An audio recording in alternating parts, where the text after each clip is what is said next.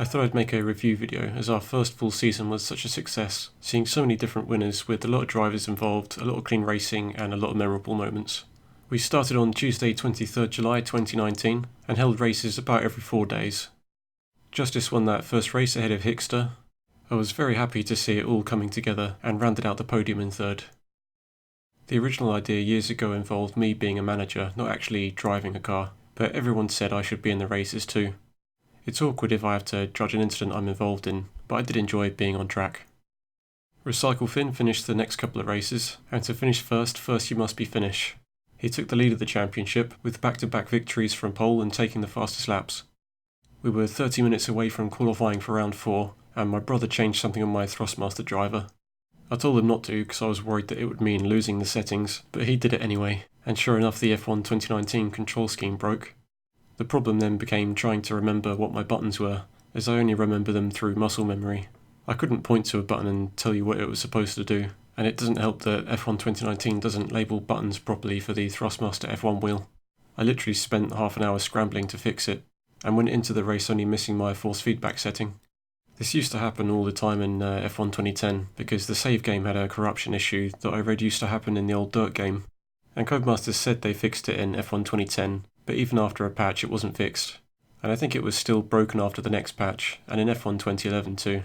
I never completed a single player championship back then because of that save game bug. At round 5 we had our 4th different winner, and it was good to see that so many different drivers could get race wins.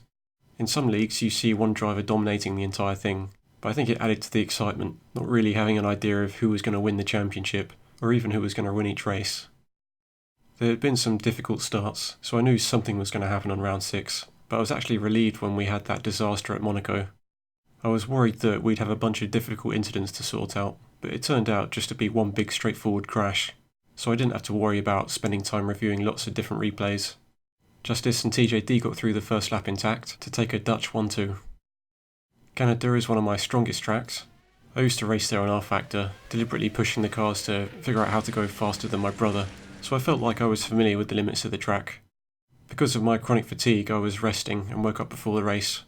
All things considered, I think I had a good result in 4th. Justice was taking a strong lead of the championship at France with 3 pole positions in a row. At Austria, the race leader had been taken out by someone blocking the track.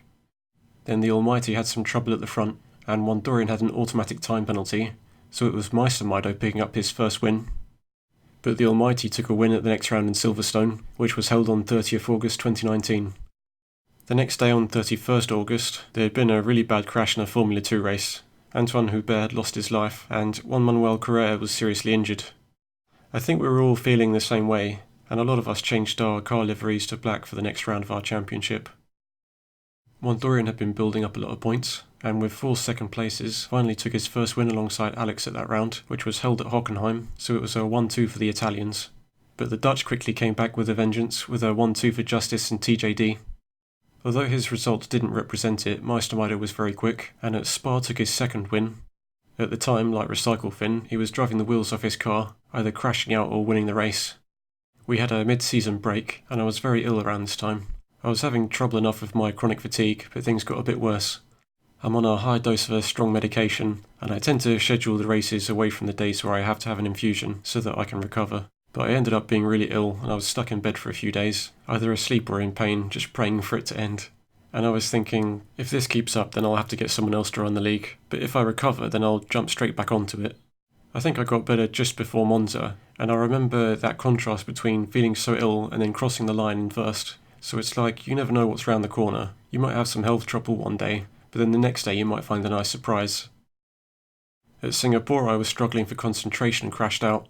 My energy levels don't last too long, so sometimes I get really tired. But again, that's like the yin and the yang of how life goes, winning one race and then crashing out the next. Mondorian took his 2nd win and was leading the championship. On rounds 16 and 17 the Almighty took back-to-back wins from pole, making him the closest championship contender, but crucially, Mondorian was in the top 2 for rounds 18, 19 and 20, securing the championship with only 1 round remaining. For the last round, held at Abu Dhabi, Recycle Finn was in the top 10 in the wet time trial. He had been consistently faster than me, and he was so knowledgeable about the game that early on I used to ask him how certain things worked. While practicing in a time trial for that last race, I managed to go 9th fastest, bumping Recycle Fin down to 11th, so the apprentice had become the master. TJD finally picked up a race win, closing out the league in 3rd. I tracked the attendance from the Test League through to Season 1, and you can see the growth of the league, which peaks at Germany, where we had 18 cars on the grid and 1 disconnect. We had 22 primary drivers and several reserves, but attendance was around 70%. The more inactive drivers we replaced, the longer the standings were getting, so I closed the driver list and stopped advertising halfway through. There were still new members that wanted to get involved, and of course I'd open it back up for future events. An idea for the future to increase attendance in the F1 League would be to only include drivers that proved high attendance in an F2 League first. We ended up testing an F2 race and it was fun, so it looked like it could work. Taking a look at who our drivers were for this series, there were a couple that didn't make it onto the grid. So out of the 34 drivers that did start a race, Lobville was 34th, giving it a try. And some people like the idea of being involved in a racing league, but for whatever reason it doesn't work out. I'm still glad that people gave it a try. The league wouldn't be able to grow if there weren't new drivers trying it out. In Lobville's case, he wasn't free for a lot of the events. Ginger finished a race, but I don't think he had much free time. Rotograph didn't have a great season, but I think he was involved in other racing leagues, and it's a learning experience, so he could certainly learn from what happened and move forward. Yapsino gave it a try, and as far as I know ended up running his own league. The Iceman, no doubt a Kimi Raikkonen fan, joined in halfway through I think as a reserve driver, entering a few races and scoring some points. Kaju had been with us since the Test League and stuck around early on. Squeaky was the only driver I knew before I started the first FDC test races. Really nice guy, always happy to see him join a session. He wasn't free most of the time, but he was motivated, so he drops in every now and then. Gordon Ramsay and Limbo entered a few races. I appreciate they gave it a try. Canadian Keg24 joined us halfway through, and despite the championship already being well underway and the time zone difference between the European host, he stuck with us and joined the sessions he was available for. Super nice guy. I think he had some bad luck only finishing one race. Like some of the drivers, he joined another racing league, and he was doing well there. As I said, super nice guy, really glad that he joined us. Gexa, our only Spaniard, only one result, but it was a good one, taking 8 points to place him 24th. Alien Outlaw, what a guy. Straight away he was helping us out, making the FDC logo for the series, which helped give it its identity. While he only entered the first 3 rounds of the series, the impact he's had in the FDC still remains, and I appreciate him helping out. Dezomri, the first of our Polish drivers, all really nice guys. His attendance was non-stop from rounds 4 to 13, part of the brickwork, so great to have him involved. At the end when he missed some races, I felt like something was missing, so it was good to see him back for round 19. In 21st it was Jason. He was with us early on and stayed to the end. Missed some races, but still took 23 points. His best result at the end finishing in 6th place. Coloured Lonely easily had the speed to get on the podium. We actually held a Classic League after this one, and he joined for one of the races, and I wasn't surprised to see he finished it on the podium, so the results don't show it here, but he's quick and passionate. I think HD Gamer was a reserve driver, but he always made himself available. He became part of the league. Nice guy, took 32 points, placing him 18th, and he eventually changed his name to Velocity, driving a cool purple and white liveried car.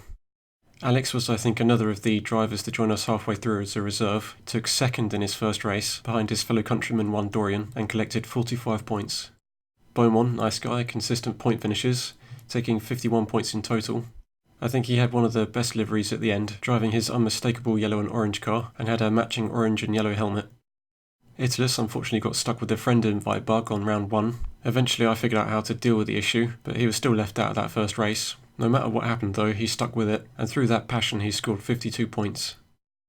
Dario 5G, nice guy, obviously took that podium at Monza, and at the end put in a really good performance on round 21. His pace then was really quick. I'm tempted to say that he improved over the season, although it's difficult to quantify that, but I felt that I'd improved, and he was giving me a run for my money at the end. Hickster, very fast at Spain, took the fastest lap on round 1 by some margin, 55 points placed him 13th. The Bumpy Thump, very passionate, very ambitious. We had a lot of discussion about the league, and it's no surprise to me that he was involved in setting up another racing league. I believe Fragweiser and Justice were involved. He scored 59 points, placing him 12th, and had been with us since the early days, so I appreciate his involvement. Spellman, I mistakenly thought was Austrian, although I thought the flag looked a little bit different. Turns out he's of course Latvian. At Silverstone he took a podium in the fastest lap, and another podium at Spa. He had 62 points by the end. Tulsa, a couple of points higher, another driver with a couple of podiums, our only French driver. He wasn't available for the second half of the series, but I'm glad he was with us for the first half. We had a lot of clean drivers in the league, and Tulsa was certainly one of them. Recycle Finn, one of the most interesting drivers I've raced with, one of the most fun to watch. He'd be changing settings throughout the lap and was usually leading with a gap, but if he ever found himself behind someone, then he showed that he was also really good at going wheel to wheel. I think it's fair to say that he had a need for speed. He can't let himself back off, he has to push. And it's not enough that he set the fastest lap in qualifying. He has to go faster again and again, and if he finishes a race then it'll be in first position. For the time he was involved in the FDC, it was really good having him in the sessions, and I'm still impressed with his back-to-back wins from pole with fastest laps on rounds 2 and 3. In 8th it's Canadian Blackbeard, and despite the time zone difference he had high attendance, taking 93 points with consistent results. Nice guy, clean racer. It wouldn't have been the same without him. One of my highlights from this season would be the battles I had with him, and I think he was unlucky not to get a podium. Vagweiser had a really good season, considering that he'd been a reserve driver, starting halfway through. A fastest lap on round 16, 3 podiums, 102 points. I appreciate him filling a spot, and his high attendance. If anyone's looking for the ideal driver to invite to a league, this is the guy you'd want in it. Justice, one of the fastest drivers, and like his fellow countryman TJD had no retirements. He took pole positions back to back from rounds 6, 7 and 8, and came back for round 12 to take another. 163 points placed him 6. I think Meistermido had a need for speed like Recycle Finn. He was often showing his speed through pole positions or fastest laps, or race wins, and in the case of round 18, won the race from pole and had the fastest lap. I don't think anyone needs convincing that he was one of the fastest drivers this season. 168 points placed him 5th. Then, inspired by Murray Walker, it's yours truly in 4th, sporting the Lotus colours of green and yellow, and having experience from similar games like F1 GP, F1 Challenge, Racer 7, R-Factor, and some of the old Codemasters games. I also have a little bit of experience karting in real life. I was a bit rusty coming back into sim racing for this league, but of course the passion was still there. I got more competitive towards the end. I wanted to be there managing the league, so my attendance then had to be 100%. This may look like an advantage, but managing the league and producing the videos took so much time that to try and stay on schedule I couldn't spend time practicing. Towards the end I slowed down with the videos and practiced more, and I ended up with a few podiums. I had a lot of fun in this season. I really appreciate people being clean. There was a lot of sportsmanship, and I appreciate that so many people congratulated me for crossing the line in first at Monza. My style is to drive cautiously, so I'm often there trying to run consistently, ready to pick up as many points as I can, and I had 186 by the end.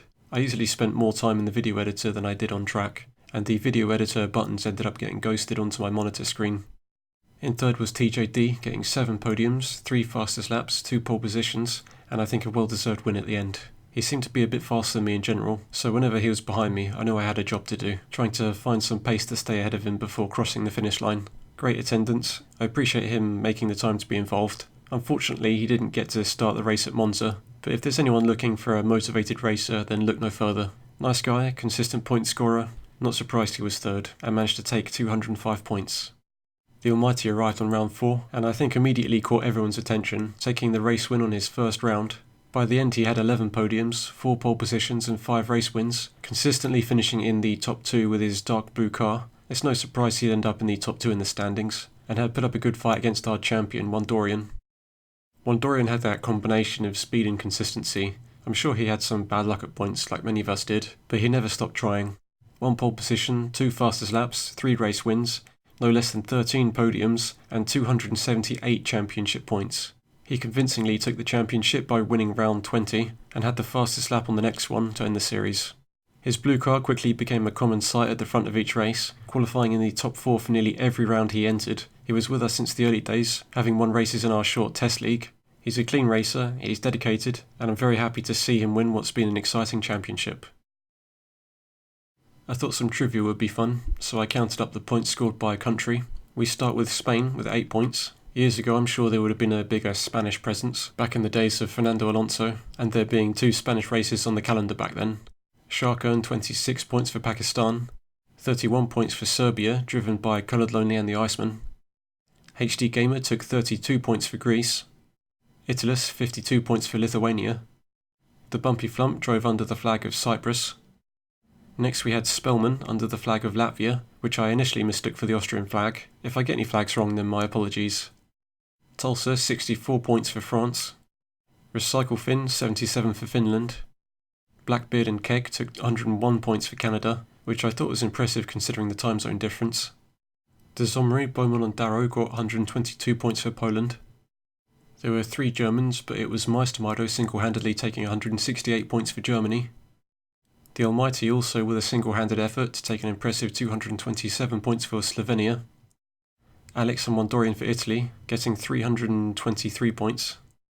Those cheeky Verstappen fans racing under the Dutch flag were TJD, Justice and Rotograph, taking 5 race wins and 368 points for the Netherlands. And then with the most drivers, it was the United Kingdom, taking 399 points. I also counted the points for the controllers.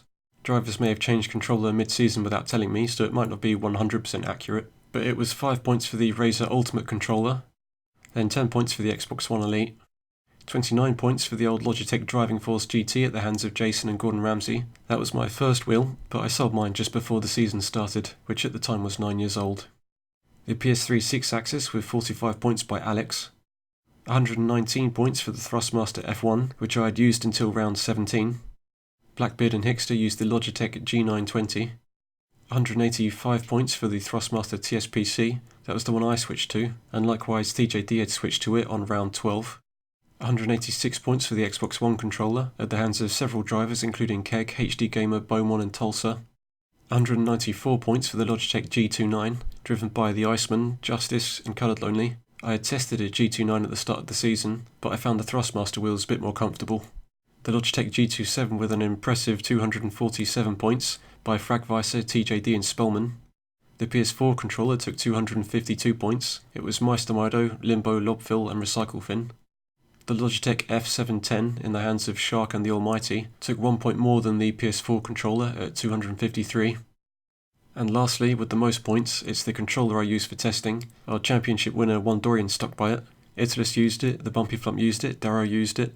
It was the timeless and dependable Xbox 360 controller with 442 points. There was a suggestion to count the standings with everyone's top results, so I used the real standings from the 1988 season, which counted the top 11 of 16 results, working out at 68%, and 68% of 21 rounds in our season rounded off to 14, so counting everyone's top 14 results. This obviously wasn't the rules we were racing under, and I think people would have driven with a different level of risk if that was the case, but counting it that way, the order of the standings didn't change, which I thought was interesting. So that was our first full 21 round season, and it's been a challenge for me for a few reasons, trying to stick to the race schedule, but also keeping my health in mind so I don't burn myself out, and trying to find a balance with the penalties, as sometimes I wonder if I was too harsh about an incident or too lenient, while trying to stay consistent, but also keeping in mind all the little bits of context for each incident. And editing the videos has been a challenge. I already had the hardware and software, and also a lot of self-taught experience with editing. How to tell the story of each race and the larger story of how the championship is progressing, while a lot of things going on, has been an interesting challenge. Thanks to the drivers, the league wouldn't have been possible without them, and thanks to you for watching. I'm not going to jump straight into a second full season, but I'll certainly be running events here and there, so I'll cover those in videos in the near future, and hopefully we'll see you then.